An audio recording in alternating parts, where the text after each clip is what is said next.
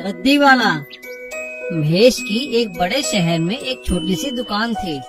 वह उस दुकान पर छोटा मोटा सामान बेचा करता था। आसपास के लोगों से अच्छी बनी थी, इसलिए वो उसी से सारा सामान खरीदते थे। इससे उसका गुजारा चलता था। इतने सालों से वहाँ पर काम करने पर भी उसका धंधा नहीं बढ़ा। एक दिन उसका भाई सुरेश उससे मिलने आया। महेश, तुम्हें गांव से यहाँ आए हुए 10 साल हो गए, पर तुम आज भी वही काम करते हो। ये तो सच है। मैं भी सोचता हूँ कि कब तक मैं यही छोटा मोटा सामान बेचता रहूँ। मुझे कुछ बड़ा व्यापार करना था, पर मैं नहीं कर पाया। अरे तो तुम अपना धंधा बदल लो। लगता है ये काम तुम्हें जमेगा नहीं। तो मैं क्या करूँ? तुम कबाड़ी की दुकान खोल लो। मैंने सुना है कि बड़े शहरों में कबाड़ बेचने का व्यापार बहुत चलता है, क्योंकि आए दिन यहाँ के लोग नया सामान खरीदकर पुराना सामान कबाड़ में बेच देते हैं। मुझे तुम्हारा सुझाव अच्छा लगा। मैं अब ऐसा ही करूँगा। महेश ने कुछ ही दिनों में कबाड़ी का काम शुरू कर दिया। अब वह सुबह सुबह एक साइकिल पर कबाड़ खरीदने पूरी कॉलोनी का चक्कर लगाता और फिर वही सामान दुकान पर इकट्ठा कर लेता और इकट्ठा कर बड़े कबाड़ी को बेच देता।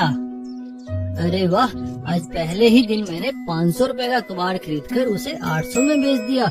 ये धंधा तो मेरे लिए फिट बैठा है। इसी तरह एक दिन सुबह सुबह महेश अपनी साइकिल पर कबाड़ खरीदने के लिए निकला। कबाड़ी वाला, कबाड़ी वाला, कबाड़ी वाला, रद्दी, पेपर, अखबार, कबाड़ी वाला। अरे ओ कबाड़ी वाले भैया, जरा इधर तो आना। हाँ जी, बोलिए। मुझे ये पुरानी सिलाई मशीन बेचनी है, क्या दाम दोगे? जी, ये तो बहुत पुरानी लगती है, चलती भी नहीं। इसके तो मैं केवल सिर्फ 50 रुपए ही दे पाऊंगा। क्या कहा? 50 रुपए? चलो ठीक है। महेश ने 50 रुपए देकर वह मशीन ले ली।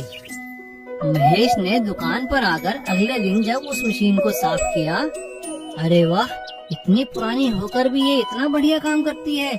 इसे थोड़ा चमका देता हूँ, फिर ये शायद बिक जाए। एक दिन महेश अपनी दुकान पर बैठा था, तभी एक व्यक्ति उसकी दुकान पर आया। अरे वाह, ये मशीन तुम्हारे पास कैसे आई? अरे साहब, ये मशीन मैंने किसी से खरीदी है। अब मेरा मतलब ये मशीन तो 100 साल पुरानी है। क्या तुम इसकी कीमत जानते हो? नहीं जी, मुझे इसकी कीमत तो नहीं पता, पर ये मशीन चलती है।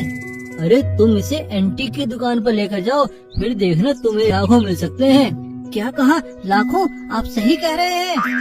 हाँ हाँ, यकीन नहीं है तो चलो मैं तुम्हें वहाँ ले चलता हूँ। महेश उस आदमी के साथ एंटीक की दुकान पर जाता है। वहाँ उसे उस मशीन के 5 लाख रुपए मिलते हैं। महेश ने उन पैसों में से 50,000 रुपए उस आदमी को भी दे दिए और बाकी पैसे लेकर खुशी खुशी अपने घर वापस आ गया।